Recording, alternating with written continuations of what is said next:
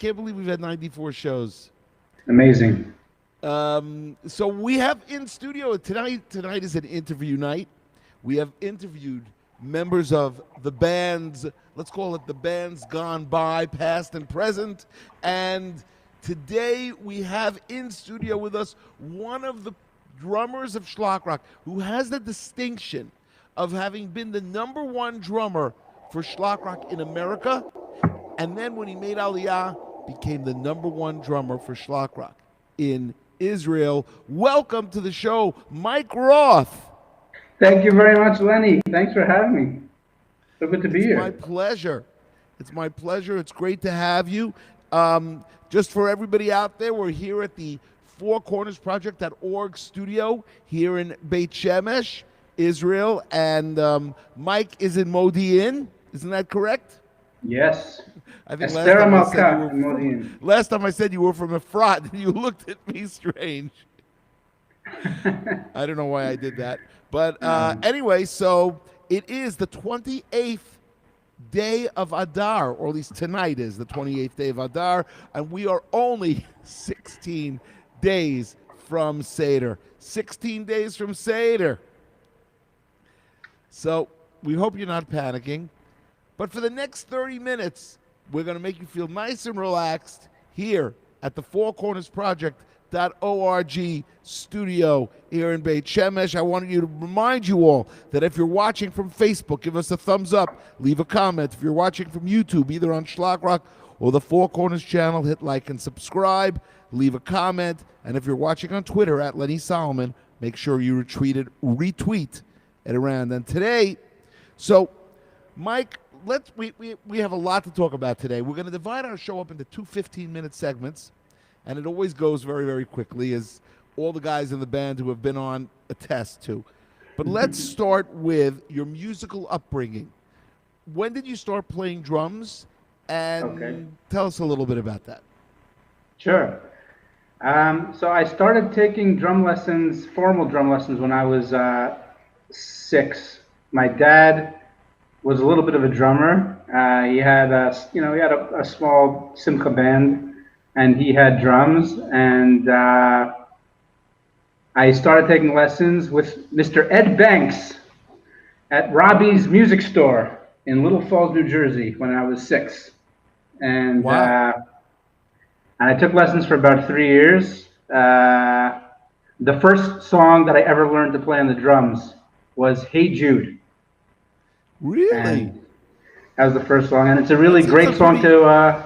It's a great song to learn because it's really easy. And I remember Mr. Banks told me, to clap, "Hey Jude," and then I would start clapping, and then I would play. And so I took lessons till I was about 9. Then I took a little bit of a break, and then I went through another period of formal lessons when I was like around 13 till I was about 17. And then when I came back from Israel and I started getting a little more serious, so then I took some lessons with John Arucci, and then of course our mutual friend Shmuel Wasserman, Shalom, who kind of put me into the biz, as it were. So Shmuel Wasserman, may he rest in peace. Shmuel Wasserman, who was actually the reason that we met. Because I believe he called me up and he said, "I got a drummer for you." Yeah. Right? Yeah. So I think when I came back from Israel in '91, I was in Israel for 2 years after high school, and '91 was when I came back, and there were 3 things that happened at the same time, which I think led up to the Schlock Rock moment. The first one was that I met Mo Shapiro, and he became a very close friend. And we started doing New York NCSY together, and just doing YU engagement parties together, and just playing and hanging out a lot. The second thing was that I was doing a lot of Jersey NCSY and playing with people like Jordan and Jonathan Rimberg, who were friends of yours as well. And right. Then the third thing was Shmuel. And so we had a lot of mutual friends, and I guess that's how I kind of got to. I guess that's how you got to know me, was through those mutual friends. Right. Right. And Shmuel Wasserman called me up one day and said, I have got a drummer for you. He can play the gig. He'll be great. And he was right. And he was your teacher too for a short time, correct? He was my teacher. Yeah, he taught me. He taught me for a while, for a few years. And what would happen was I was in YU at that time, and basically I was Shmuel's schlepper, and I would go with him three times a week at least to his gigs, set up his drums. He'd let me play the shmorg, and I would hang out with the guys, get to know him, get to know the business, and we became very close. And then you hanging started out. getting calls on your own from wedding bands because you Right. eventually became a regular at the Neshama Orchestra, right? Right. Did you play What happened was that Gina or not so much? Well, what happened was I was, like I said, I was going on gigs with Shmuel and sitting in and playing. But what happened was at Shmuel's wedding, it was basically everyone who he wanted to know in the Jewish music business, both from Neshama and Nagina was there. And I think it was officially Nagina was the band, but then at one point, Gadi Bodinger said, Nagina now presents Neshama, and then all the Neshama guys got on the bandstand and started playing, and then they let me sit in, and I played, and then I think it was probably the next day that Eli Zamek called me and offered me a bunch of gigs with Neshama.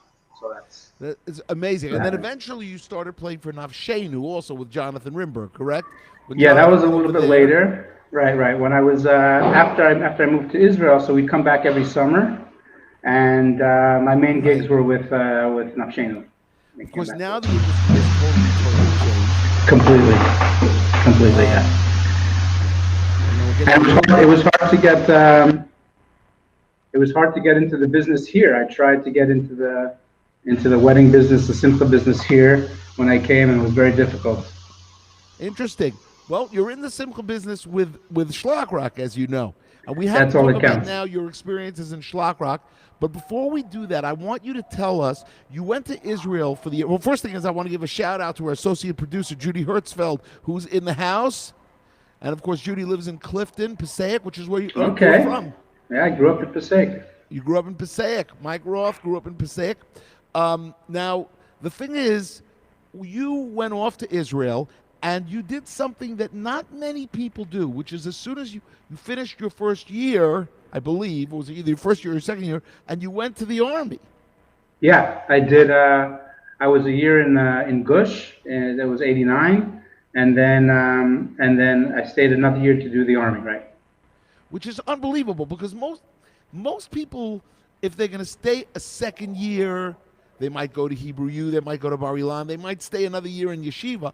You ended up doing a Army program, which is you joined the Army. Now, did your parents know that you were going to join the Army?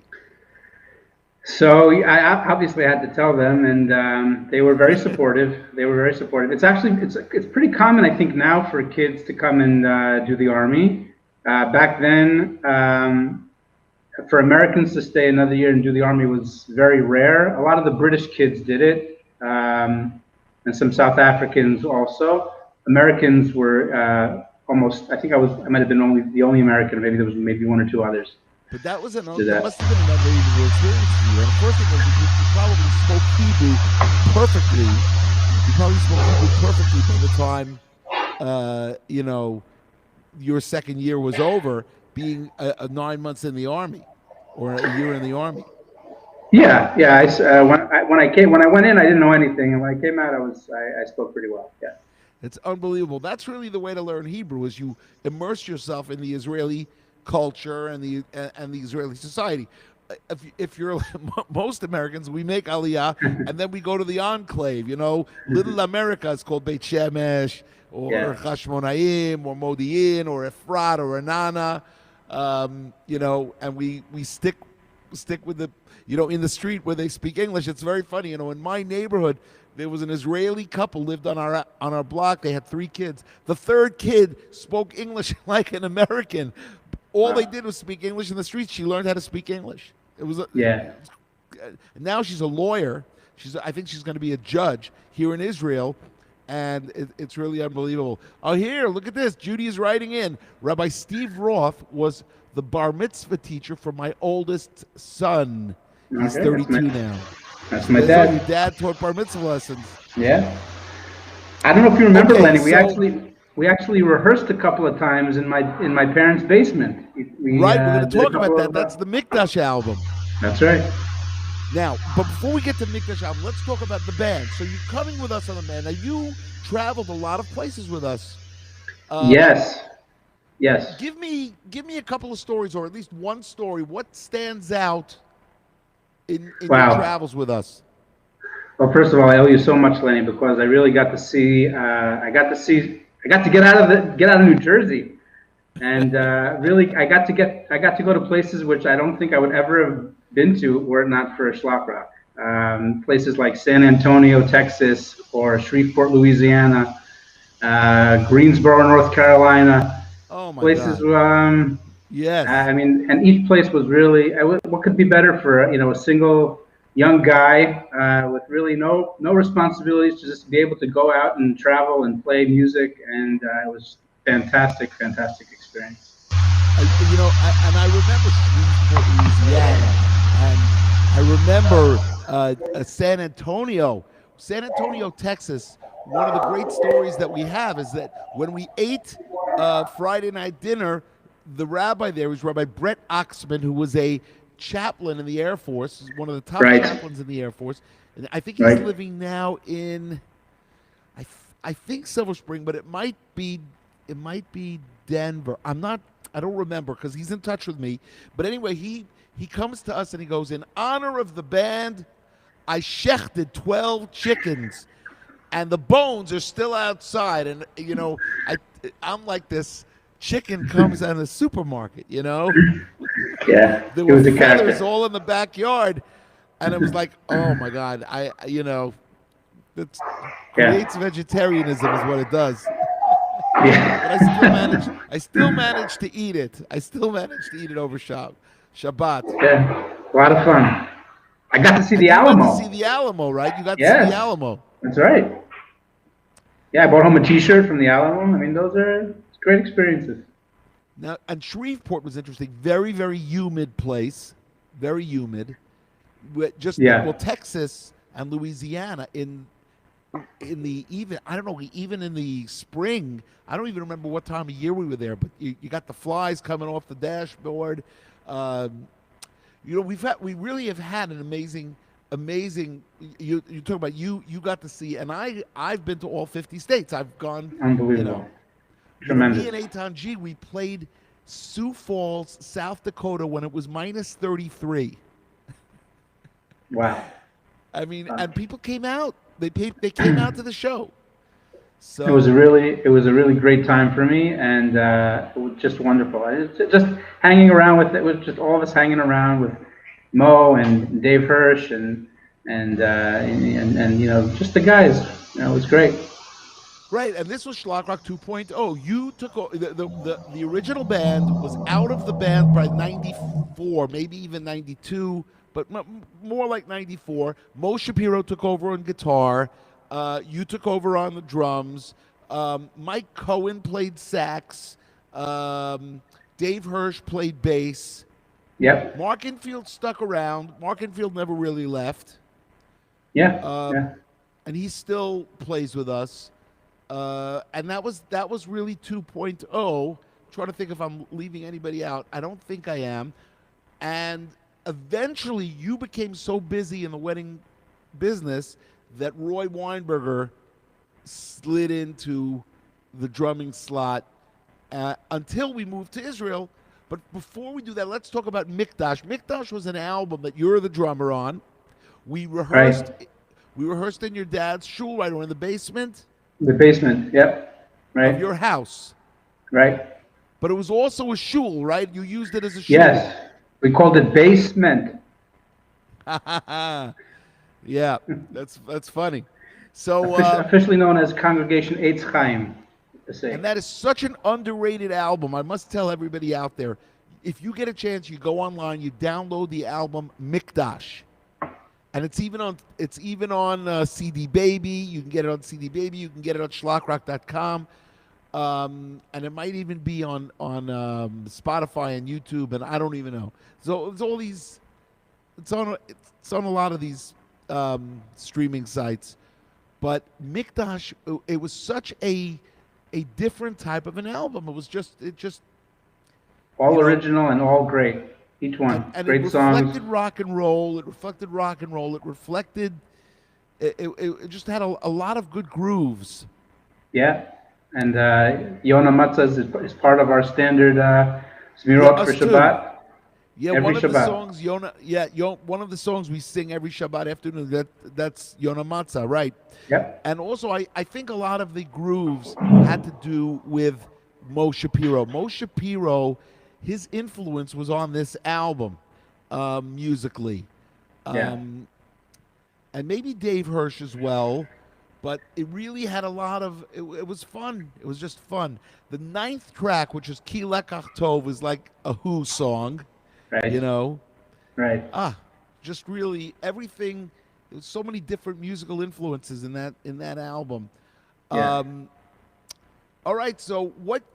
I think we're around halfway through already. It's 16 minutes after the hour.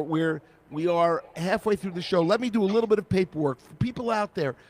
You must know this is our 94th show, and I did a little bit of numbers today. We've had already over 93,000 viewers. That means we're averaging approximately 1,000 people viewing, 1,000 views per show, which is nice. But you don't get money from that, ladies and gentlemen. And the fourcornersproject.org is a 501c3 tax-deductible organization whose mission is to spread Jewish pride, Jewish identity, Jewish awareness through music, through media, to make you feel good about Judaism, to give you inspiration to want to learn more. And I really believe that it's worth a small donation, $36, $100, $18, whatever you got. I want to ask all of you guys to go to the fourcornersproject.org. Let me give you that little caption so you could see.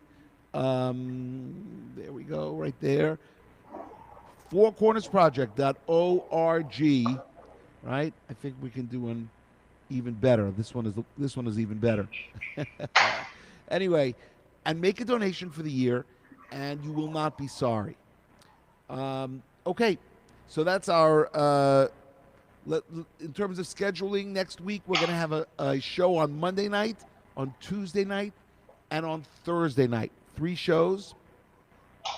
Monday, Tuesday, and Thursday. One of them will be an interview show. It might be with Roy Weinberger. We're going to try to get Roy to come on, as he's going to.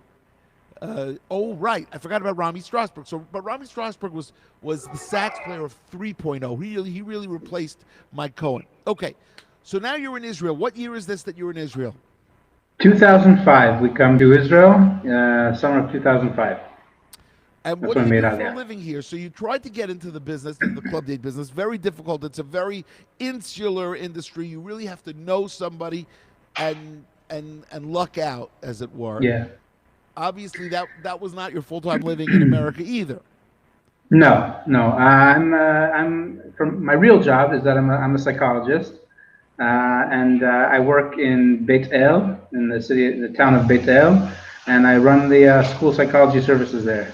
So that's what I do, and music is just fun and a little bit of extra cash on the side. Yes, music is fun, and when it's fun, look, it's fun even when you're doing it for a living, but when it takes the edge off a little bit, because I'm sure being a psychologist, it has its stresses. The question is, did you have to do extra schooling to become a psychologist in Israel, or did they accept everything from America and you became and you just turned your psychologist degree into a job in Israel? That's a whole nother program, Lenny. It kind of, when I got here, nobody really knew what to do with me, because there weren't a lot of Olim psychologists here, and the regulations hadn't really been written down or codified yet. So I spent 3 years just trying to figure out what my professional status was going to be here. And finally, I connected with the right person in the right position who kind of let me know that, okay, yeah, you seem to have the experience, and then, I was on my way. But it was a little sketchy for the first couple of years. In a nutshell, you needed protectia. That's what you needed. Well, part of what I do now is that I volunteer in this organization called Get Help Israel, and which connects, which actually supports people in the mental health field coming over to make Aliyah in Israel, and I kind of help them navigate the system. So it's a good feeling because I didn't have that when I came. So that's really, really good. It's very funny because when I made Aliyah, first thing is there was no Nefesh Benefesh. It was 1996. We made Aliyah through Tehillah. Tehillah was an organization that made Aliyah. Right. But nobody really could help me. Well, what can we do for you? Let's see. I'm the head of Shlock Rock. They couldn't do anything for me. But Hashem was really in charge of my career, as he's in charge of everybody's career. But he was really in charge of Shlock Rock because it just kept going. Shlock Rock was 10 years old when I made Aliyah, and the phone still kept ringing off the hook. And we did tours for many, many years, and now Shlock Rock is 35 years old. But all right. By the way, that's the other great memory I have, Lenny, is when you used to come back in the summer and we do the summer camps. Oh, that was tremendous. Love that. Yes. The summer camp tour just provided so much joy to kids great everywhere. Stuff.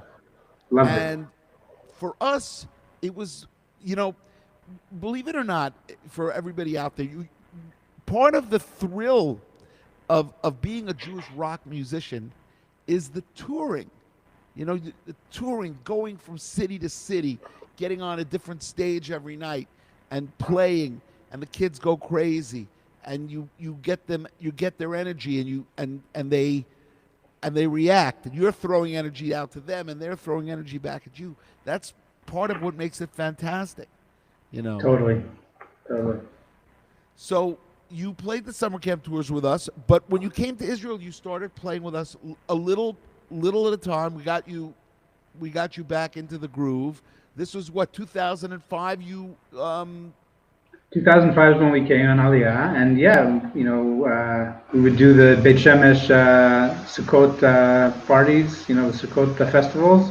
Right, there was the Jewish Rock Festival in Beit Shemesh, which we played 20 years in a row, pretty much.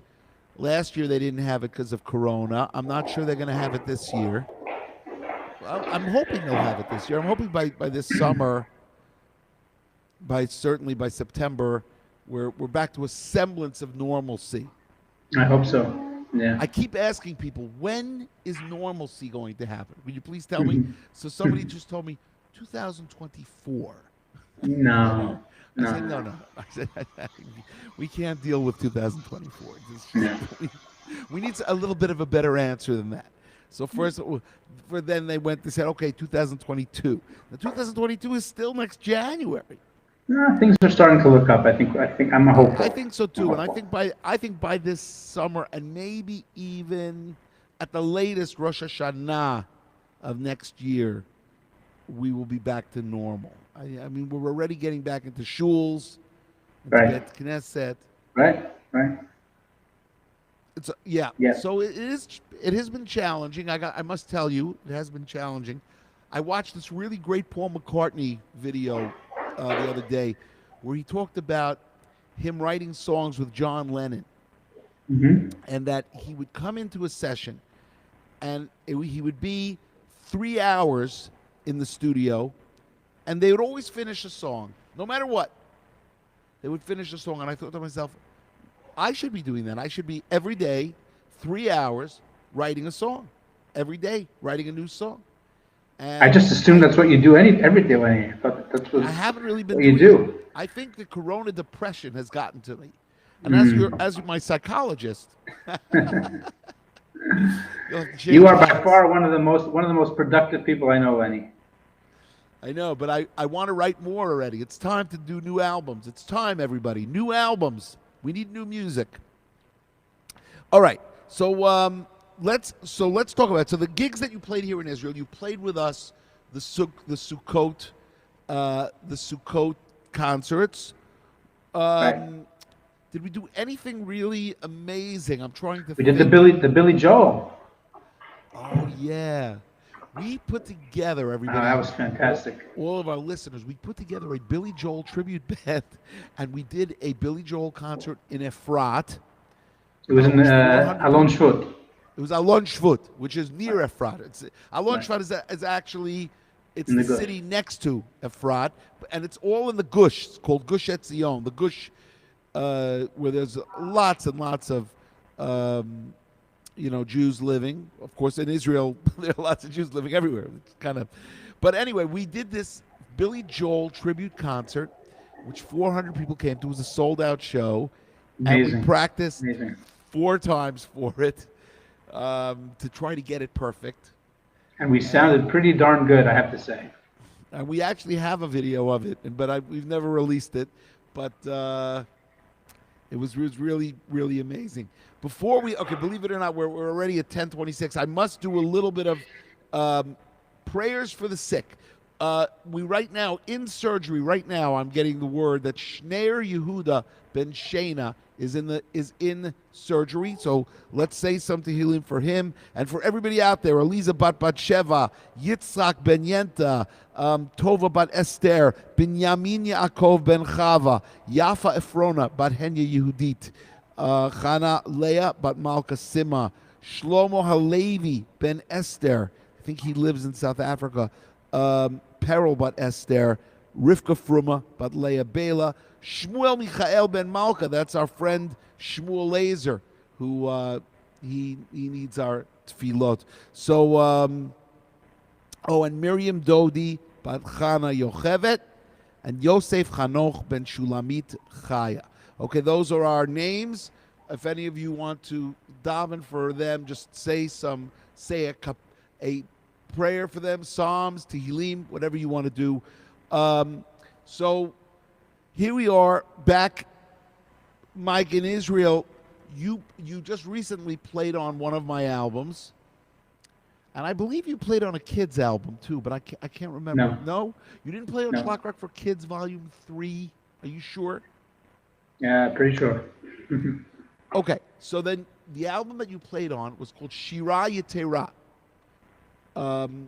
which was released in 2019, I believe. A great album, another really, really fun Hebrew album. A lot of fun to You play were on on. Mikdash and you were on Shira Yetera as the drummer. And you did that at Jeff Harvich's studio. Right. And the Mikdash album was done with Mick Cantarella, right? That's right. In Park Slope, Brooklyn. Yes. It was Yes. called I Park remember Slope. I that. think that's what Park Slope. And I'm on the Woodstock cover, a picture of me. That's right. I'm If on you the wanna see Woodstock Mike- cover. That's right. Mike is on Woodstock, on the album Woodstock, the cover of the album. You weren't playing on the album, but you were on Didn't the play cover on of the it, but I album. was on Roy Weinberger photo played shoot. on the album. Right. All right. So let's talk about a couple more things. Tell us about the elevators. Okay, so in 2007, I had a person who we all know, Laser Lloyd, who's a great guitarist here in Israel. Yeah. We had some mutual friends, and he introduced me to some guys, one from Modi'in, one from the Moshav, and we kind of formed a band playing 70s rock and roll and Grateful Dead covers, and it's been a really great trip, and we've been together since 2007, playing together. It's a lot of fun. So yeah, it's been a really good You outlet. play Grateful Dead, and what else do you play besides Grateful Dead? Like what type of music? Dylan?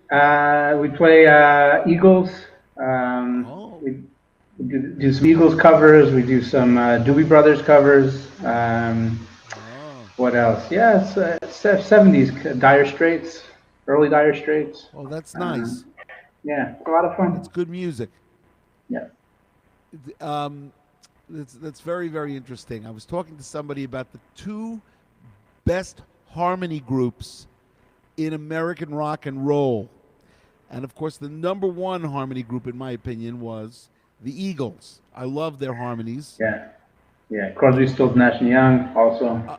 Yes, they're great. Right But there. I think better than them, the Beach Boys were the second best harmony group. Okay. Now, But that's my personal opinion because there's a zillion. There's a zillion.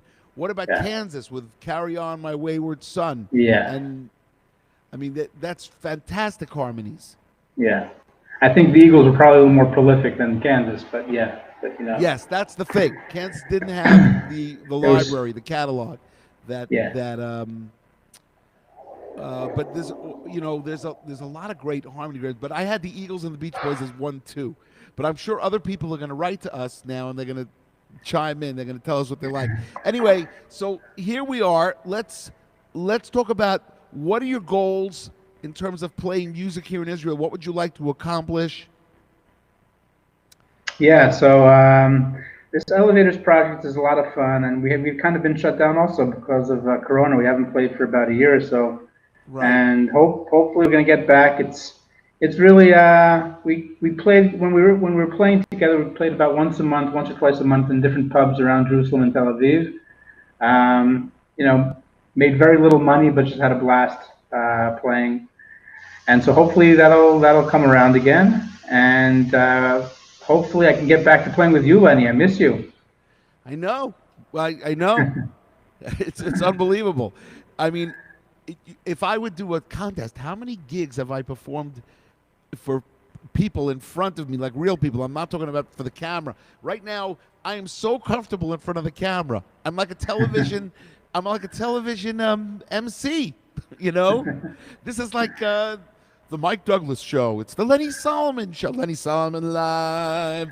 So I feel very comfortable in front of the camera now. I don't need people on the other side to like be in front of me. I thought when I first started out that it was kind of strange to play just for a camera, but it's gotten it's gotten way too comfortable, and I want to go out and perform.